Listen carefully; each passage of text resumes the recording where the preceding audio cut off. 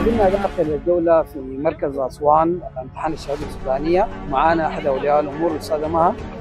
عايزينك أستاذ مها تورينا الإيضاحات يعني كيف الفترة العصيبة اللي أنتم كنتوا عايشينها رغم الظروف القاسية وأبنائكم يمتحنوا لامتحانات الشهادة السودانية.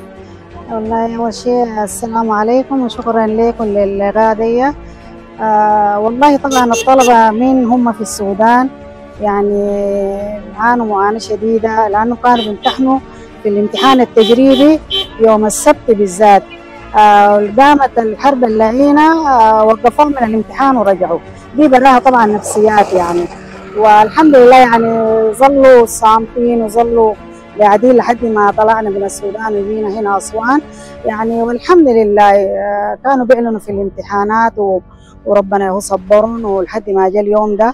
ونشكر يعني حكومة مصر ما قصرت، وفرت لنا المركز الملائم، المركز ممتاز جدا جدا، والطلبة جو شافوه يعني والله فرحوا أول حاجة لوضع المركز.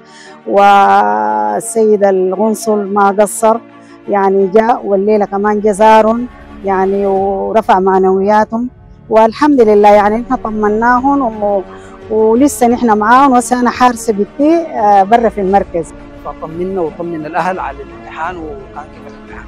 والله يا أخي مبدئيا أنا بدي شكر جزيل جدا لوزارة التربية والتعليم إنه أتاحت فرصة للطلبة ولينا يعني إنه إحنا نمتحن وننول الشرف ده.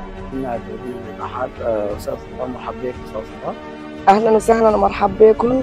أولا نحن في مركز القنصلية أسوان، نحن في البداية بنشكر مصر يعني حكومة وشعب، وبنشكر السلطات في أسوان بصفة خاصة، وإدارة التعليم والأخ المحافظ الأخ اللواء إسماعيل. مجهودات كبيرة وجبارة بذلت من أجل إعداد هذا المركز، وشكر كبير جدا للأخ القنصل الأخ السفير عبد القادر عبد الله والمستشارين وكل البعثة الدبلوماسية بأسوان حقيقة، وكل مدراء المدارس السودانية بأسوان. كانت جهود جبارة جدا ومضنية من أجل الوصول لإعداد هذا المركز. ما قصرتوا وزللتوا الصعاب عن أولادنا، وعايزين نسألك يا سعادة السفير كيف كانت الترتيبات للامتحانات؟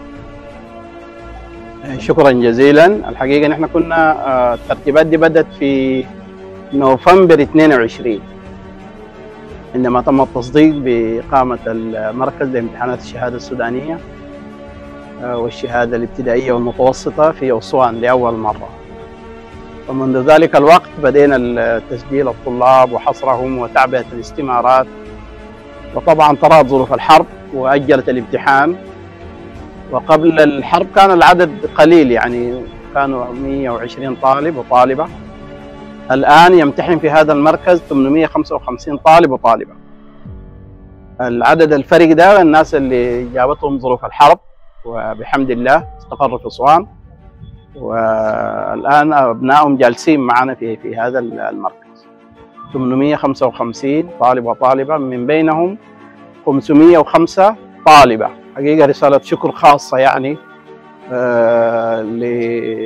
لمصر حكومة وشعبا ورئيسا، والشكر أيضا لمحافظة أسوان بدأ من المحافظ ووكيل التعليم والسلطات الأمنية والسلطات الصحية. ومعنا الآن في هذا المركز مديرة التعليم لمدينة أسوان الأستاذة غنية، ومدير هذا الصرح التعليمي الكبير الأستاذ أحمد شرقاوي، هم معنا الآن في المركز يقفون معنا يعني ساعة بساعة ولحظة بلحظة للاطمئنان معنا على سلامة سير الامتحان بسلاسة وسهولة كما تشاهدون الآن. لهم منا يعني جزيل الشكر والتقدير. نعم. وعايزين سعادة السفير نسألك عن رسالتك لأولياء الأمور وتطمنهم برضو. طبعا نطمن الأخوان والأخوات الأمهات والآباء أولياء الأمور أنه المركز أسوان الأمور صارت فيه بسلاسة، والآن أبنائنا وبناتنا كلهم في القاعات يمتحنون يعني بشكل جميل. ونتمنى لمراكزنا كلها خارج السودان وداخل السودان أن تمضي أيضا بسلاسة وبأمان حتى تنجح الامتحانات على مستوى السودان.